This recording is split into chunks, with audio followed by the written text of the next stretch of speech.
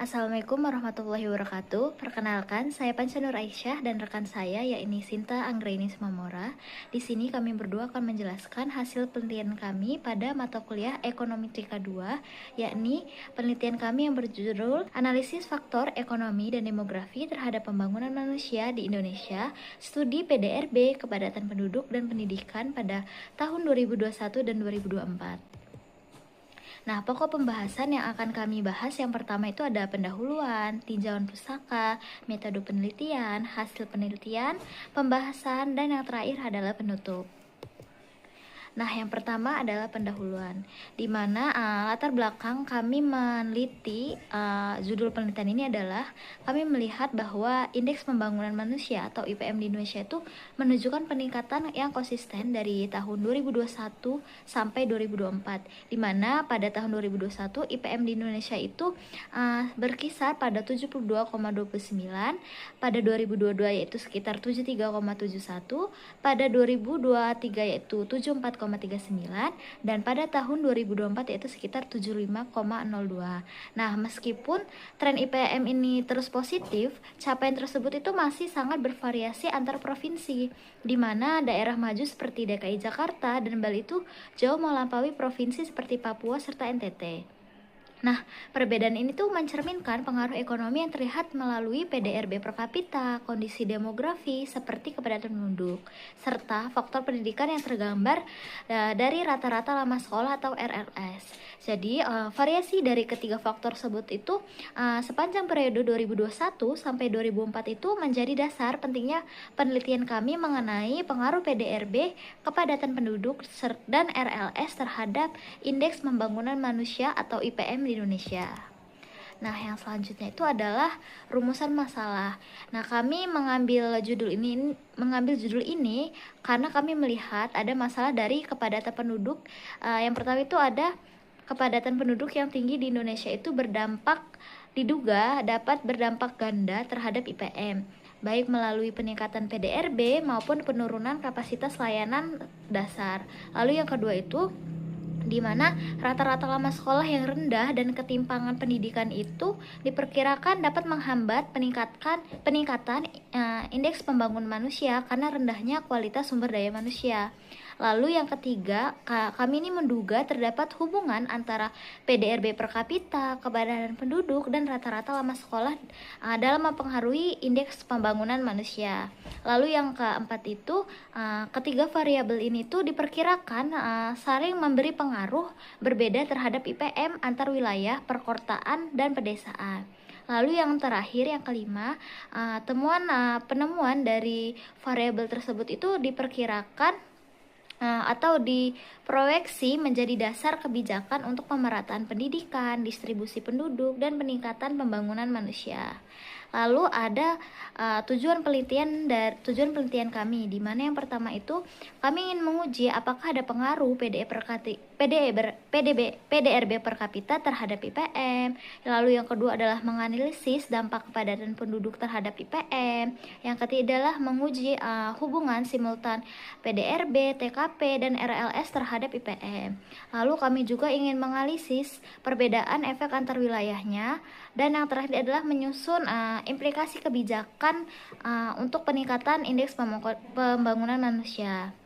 Nah, yang selanjutnya itu adalah manfaat penelitian, di mana manfaat penelitian ini ada dua. Yang pertama ada teoris dan kedua adalah praktis, di mana manfaat teoris yang mungkin bisa diambil dari penelitian kami adalah dapat memperkaya literatur ekonomi pembangunan, menguatkan bukti empiris hubungan ekonomi, demografi, pendidikan terhadap IPM, dan mendukung pengembangan model ekonometrik multidimensi.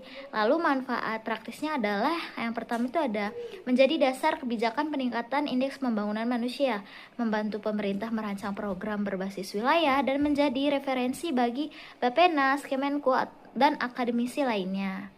Nah, yang selanjutnya itu kita akan membahas tentang tinjauan pustaka, di mana dalam tinjauan pustaka ini yang pertama itu ada landasan teori, di mana kami ini melakukan penelitian ini tuh didasari dari beberapa teori yang sudah ada. Yang pertama itu adalah teori pertumbuhan ekonomi dari Schloss-Swan, di mana beliau ini mengatakan bahwa PDRB itu mencerminkan kapasitas ekonomi daerah yang mempengaruhi kualitas layanan kesehatan, pendidikan, dan kesejahteraan sehingga dapat berdampak bagi IPM.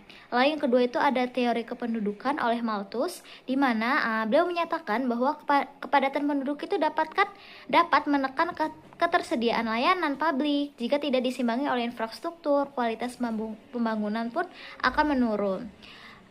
Kualitas pembangunan manusia akan menurun. Lalu yang ketiga itu ada teori pertumbuhan endogen oleh Romer, di mana Romer ini menyatakan bahwa pendidikan dan modal manusia itu dapat mendorong produktivitas dan pembangunan, di mana rata-rata lama sekolah itu menjadi penentu pentingnya peningkatan indeks pembangunan manusia. Lalu yang terakhir itu ada teori pembangunan manusia oleh UNDP, di mana UNDP ini menyatakan bahwa IPM itu menggambarkan capaian kesehatan, pendidikan, dan standar hidup yang dipengaruhi oleh kondisi ekonomi, sosial, demografi di suatu daerah.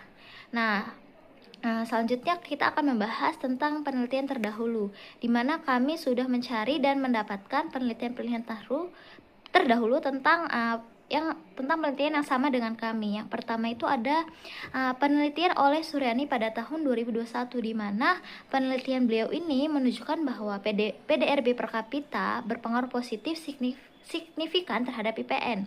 Lalu ada Putri dan Rahma pada tahun 2022 yang menemukan bahwa kepadatan penduduk itu berdampak negatif terhadap IPM karena tekanan layanan publik. Lalu yang ketiga itu ada Hidayat penelitian pada tahun 2003 yang menegaskan bahwa rata-rata lama sekolah itu berpengaruh signifikan terhadap kualitas pembangunan manusia, serta pada kualitas pembangunan manusia. Selain itu ada penelitian menurut Sembiring dan Lestari pada tahun 2002 serta Widya Stuti pada tahun 2004 yang menunjukkan bahwa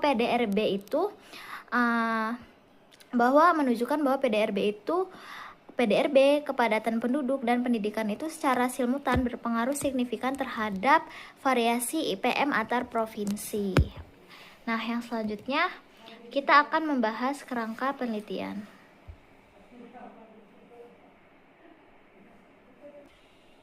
Nah, di mana dapat dilihat dalam kerangka penelitian kami bahwa penelitian ini tuh disusun karena berdasarkan teori pertumbuhan ekonomi, teori demografi, teori pertumbuhan endogen, serta konsep pembangunan manusia. Penelitian ini tuh bertujuan untuk menganalisis pengaruh produk domestik regional bruto atau PDRB, kepadatan penduduk, serta rata-rata ramah sekolah terhadap indeks pembangunan manusia di Indonesia pada periode 2021 sampai 2024. Nah, di mana menurut teori-teori ini ketiga variabel tersebut itu dipandang sebagai determinan yang berkontribusi terhadap peningkatan kualitas hidup masyarakat melalui mekanisme ekonomi, sosial, dan pendidikan. Nah, yang selanjutnya kita akan membahas hipotesis penelitian, di mana pada hipotesis ini kami mempunyai hipotesis parsial dan hipotesis simultan, di mana pada hipotesis parsial yang pertama itu atau H1, kami itu menduga bahwa H01 itu PDRB itu tidak berpengaruh signifikan terhadap IPM di Indonesia pada tahun 2021 sampai 2024, sedangkan H1-nya adalah PDRB itu berpengaruh signifikan terhadap IPM di Indonesia pada tahun 2021 sampai 2024. Lalu hipotesis yang kedua atau HO2, di mana yang HO2 ini adalah tingkat kepadatan penduduk itu tidak berpengaruh signifikan terhadap IPM di Indonesia pada tahun 2021 sampai 2024. Sedangkan H12 menyatakan bahwa tingkat kepadatan penduduk itu berpengaruh signifikan terhadap IPM di Indonesia pada tahun 2021 sampai 2024. Lalu hipotesis ketiga, yaitu HO3, rata-rata lama sekolah itu tidak berpengaruh signifikan terhadap IPM di Indonesia pada tahun 2021 sampai 2024. Lalu H13 itu rata-rata lama sekolah itu berpengaruh signifikan terhadap IPM di Indonesia pada tahun 2021 sampai 2024. Lalu hipotesis silmutan yang kami buat adalah di mana H4 ini secara silmutan, H04 di mana PDRB, tingkat kepadatan penduduk, dan rata-rata lama sekolah itu secara simultan tidak berpengaruh signifikan terhadap IPM di Indonesia pada tahun 2021 sampai 2024. Sedangkan H14-nya PDRB, tingkat kepadatan penduduk, rata-rata lama sekolah secara simultan berpengaruh signifikan terhadap IPM di Indonesia pada tahun 2021 sampai 2024.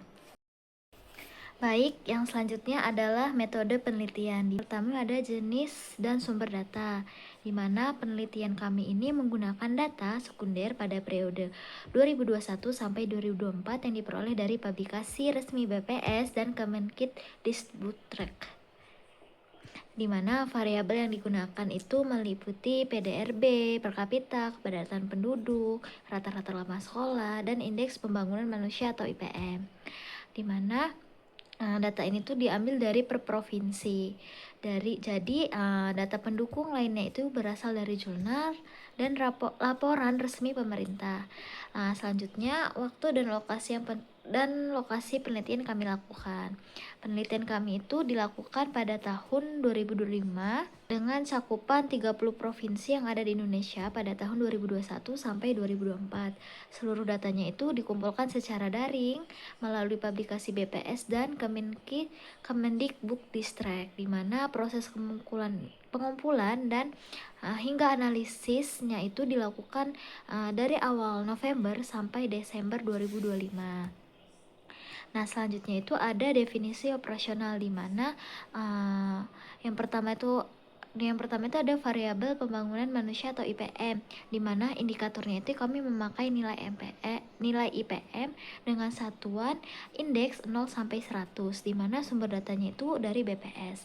Yang kedua itu ada PDRB, produk domestik regional bruto, di mana indikatornya itu adalah PDRB atas dasar berlaku per kapita dengan satuannya itu adalah rupiah, dan datanya juga diambil dari BPS. Lalu yang ketiga itu ada tingkat kepadatan penduduk, di mana indikatornya itu adalah jumlah penduduk per kilometer, di mana satuannya itu adalah jiwa per kilometer, dan datanya juga diambil dari BPS. Lalu yang keempat itu ada rata-rata lama sekolah, di mana indikatornya itu adalah jumlah tahun pendidikan yang formal yang telah dipenuhi masyarakat.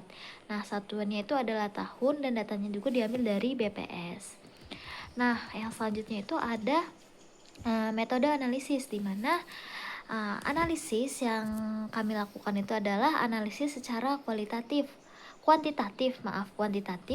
di mana menggunakan regresi linier berganda untuk menguji pengaruh PDRB, lalu tingkat kepadatan penduduk, rata-rata lama sekolah terhadap indeks pembangunan manusia, di mana pengolahan data itu dilakukan dengan aplikasi Fuse 13 melalui uji F, uji T, dan koefisien determinant atau R2. Lalu prosedur analisis yang kami lakukan itu meliputi beberapa tahapan. Tahapan yang pertama itu adalah kami mengumpulkan data dari BPS dan instansi terkait. Yang kedua, kami melakukan editing dan tabulasi data. Lalu yang ketiga itu kami melakukan analisis deskriptif pada setiap variabel. Lalu yang keempat itu kami melakukan pemilihan model panel melalui uji Chow, uji Hausman, dan LM untuk melihat manakah metode terbaik. Lalu yang kelima itu kami melakukan estimasi regresi melakukan IFUS 13. Lalu yang terakhir itu kami melakukan interpretasi hasil uji dari uji F, uji T, uji R, atau koefisien determinan. Nah, yang selanjutnya itu kami ada metode estimasi, pemilihan model, dan uji asumsi klasik, di mana penelitian kami ini menggunakan data regresi panel dengan 3 opsi model, yaitu CHEM, FEM, dan REM. Pemilihan model ini tuh dilakukan melalui uji Chow, uji Hausman, dan uji LM.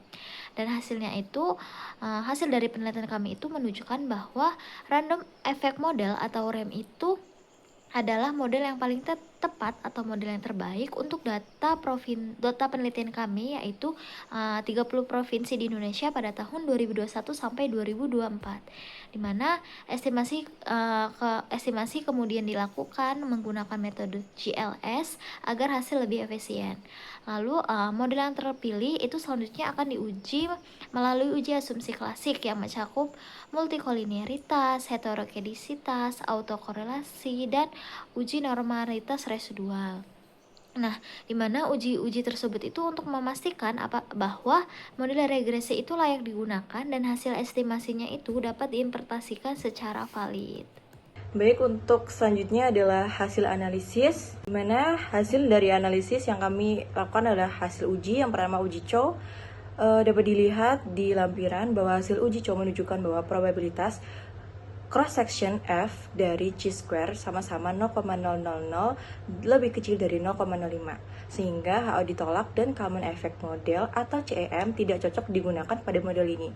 Ini menandakan bahwa adanya perbedaan signifikan antar provinsi yang tidak bisa diabaikan. Karena itu, fixed effect model atau FEM menjadi pilihan terbaik untuk menangkap karakteristik tiap wilayah, sehingga estimasi hubungan PDRB kepada data penduduk dan rata-rata lama sekolah terhadap IPL lebih akurat dan tidak bias.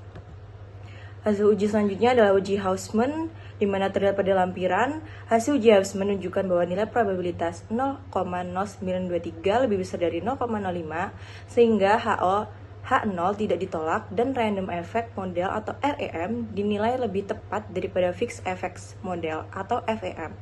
Ini berarti bahwa perbedaan antar provinsi bersifat acak dan tidak berkorelasi dengan variabel independen, sehingga REM dapat menangkap variasi antar wilayah tanpa bias.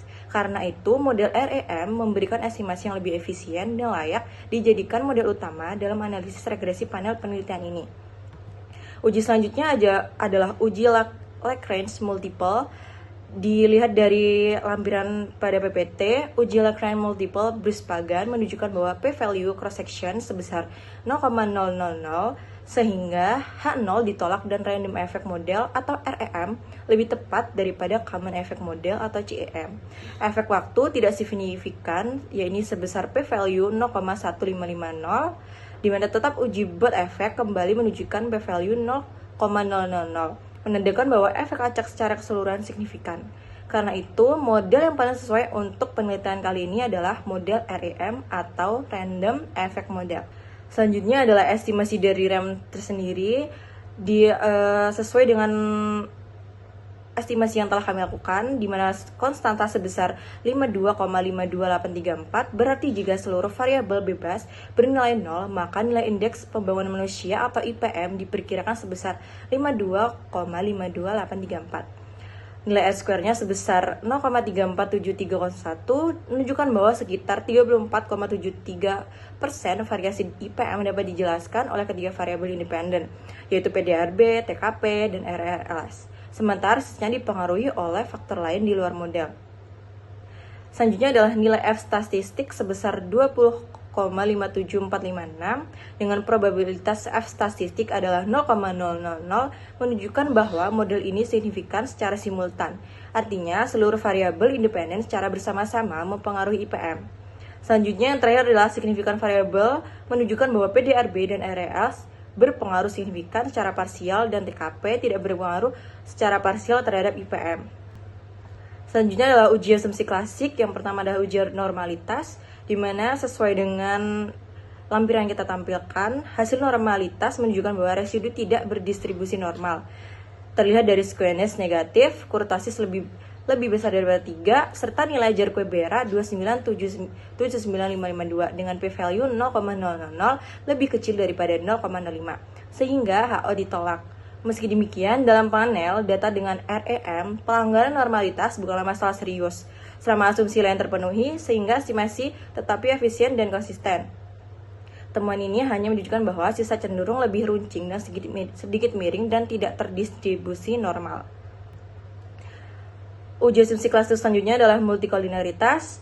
terlihat pada lampiran yang telah kami lampirkan bahwa hasil korelasi menunjukkan nilai korelasi PDRB, TKP atau tingkat kepadatan penduduk, dan RRLS atau rata-rata lama sekolah hanya berada di kisaran minus 0,10 sampai 0,19, yang berarti hubungan antar variabel sangat lemah karena tidak ada korelasi yang mendekati 0,80. Model dinyatakan bebas dari multikolinialitas. Dengan demikian setiap variabel independen membawa informasi yang berbeda dan tidak saling mengganggu dalam menjelaskan IPM, sehingga hasil regresi tetap valid dan dapat diinterpretasikan lebih lanjut. Uji asumsi klasik selanjutnya adalah uji autokorelasi. Nilai Durbin Weld score sebesar 1,637 berada mendekati angka 2 yang menandakan bahwa tidak adanya autokorelasi. Meskipun sedikit di bawah 2, nilai ini tidak menunjukkan autokorelasi positif yang signifikan. Dengan demikian, residu memenuhi asumsi bebas, autokorelasi, dan model ini layak untuk diuji selanjutnya.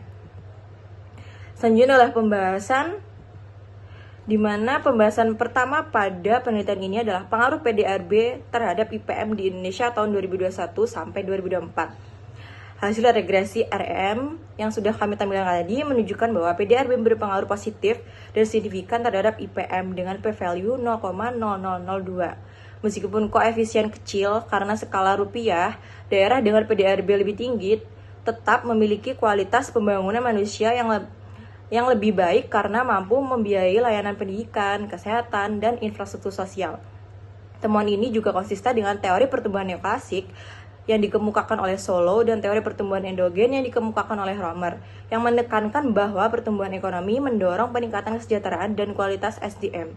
Meskipun teori ketergantungan menyoroti potensi ketimpangan pada periode 2021 sampai 2024, peningkatan PDRB tetap terbukti meningkatkan IPM di seluruh provinsi di Indonesia.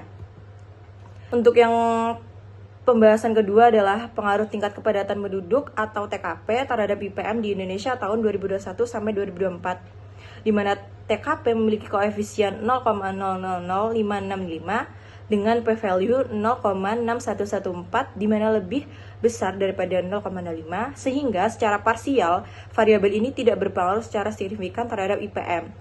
Artinya, perubahan kepadatan penduduk tidak secara langsung terjadi bersamaan dengan perubahan kualitas pembangunan manusia. Kepadatan hanya menunjukkan jumlah penduduk dalam satu wilayah, bukan kualitas layanan pendidikan, kesehatan, maupun standar hidup yang menjadi inti pembaruan IPM. Hal ini sejalan dengan teori pembangunan manusia UNDP pada tahun 1990 yang menekankan bahwa kesejahteraan tidak ditentukan oleh seberapa besar suatu wilayah tersebut, melainkan oleh kemampuan daerah menyediakan layanan publik yang layak dan memadai. Oleh karena itu, wajar jika TKP atau tingkat kepadatan penduduk tidak menunjukkan pengaruh yang signifikan kepada variabel IPM. Untuk pengaruh yang ketiga adalah pengaruh rata-rata lama sekolah terhadap IPM di Indonesia tahun 2021 sampai 2024, di mana RLS atau rata-rata lama sekolah memiliki koefisien 2,328756 dengan p-value 0,000, sehingga secara parsial berpengaruh secara positif dan sangat signifikan terhadap IPM. Artinya, peningkatan RLS atau rata-rata lama sekolah memberikan dampak paling besar dalam meningkatkan kualitas pembangunan manusia dibanding variabel lain. Peningkatan RLS ini membantu menciptakan tenaga kerja yang lebih produktif, memperluas peluang ekonomi, dan meningkatkan kualitas hidup masyarakat secara menyeluruh.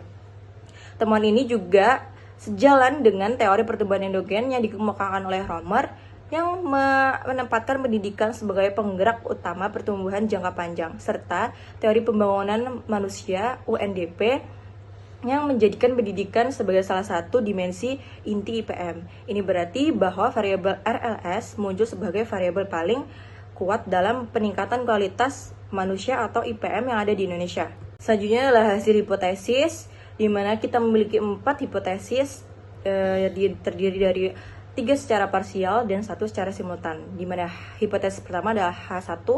Hasil pengujian menunjukkan bahwa nilai probabilitas sebesar 0,092 yang lebih kecil dari tingkat signifikan alpha sebesar 0,05. Dengan demikian, H01 tidak diterima. Artinya PDRB berpengaruh signifikan terhadap IPM di Indonesia tahun 2021 sampai 2024. Hipotesis kedua adalah H2. Hasil menunjukkan nilai probabilitas sebesar 0,6114 yang lebih besar dari 0,05 atau tanda signifikan alfa. H02 tidak ditolak sehingga dapat disimpulkan bahwa tingkat kepadatan penduduk tidak berpengaruh signifikan terhadap IPM. Hipotesis ketiga lah H3. Hasil pengujian menunjukkan bahwa nilai probabilitas sebesar 0,000 yang lebih kecil dari 0,03, maka HO ditolak, artinya rata-rata lama sekolah berpengaruh signifikan terhadap variabel IPM pada tahun 2021 sampai 2024 di Indonesia. Hipotesis selanjutnya adalah hipotesis secara simultan, yakni H4, di mana hasil pengujian menunjukkan bahwa F statistik sebesar 20,57458 dengan nilai probabilitasnya adalah 0,00. Hal ini menunjukkan bahwa HO ditolak dan dapat disimpulkan bahwa semua variabel berpengaruh secara simultan terhadap variabel IPM di Indonesia pada tahun 2021 sampai 2024. Untuk selanjutnya adalah penutup. Untuk penutup pada penelitian yang telah kami teliti, ini kami menyimpulkan berdasarkan hasil analisis PDRB terbukti berpengaruh secara signifikan terhadap IPM pada tahun 2021 sampai 2024, menunjukkan bahwa peningkatan kapasitas ekonomi daerah mampu meningkatkan kualitas hidup masyarakat. Sementara itu, TKP atau tingkat kepadatan penduduk tidak berpengaruh secara signifikan terhadap variabel IPM karena perubahan jumlah penduduk tidak secara langsung mempengaruhi kualitas pembangunan manusia. Selanjutnya, rata-rata lama sekolah atau RLS memiliki pengaruh positif dan secara parsial berpengaruh signifikan, menegaskan bahwa pendidikan merupakan faktor penting dalam meningkatkan kualitas sumber daya manusia. Secara simultan, PDRB, TKP, serta RLS bersama-sama berpengaruh secara signifikan terhadap variabel IPM pada tahun 2021 sampai 2024. Saran yang kami dapat sampaikan yakni pemerintah perlu mendorong pemerataan pertumbuhan ekonomi agar peningkatan PDRB berdampak lebih merata pada kualitas hidup masyarakat di seluruh provinsi di Indonesia.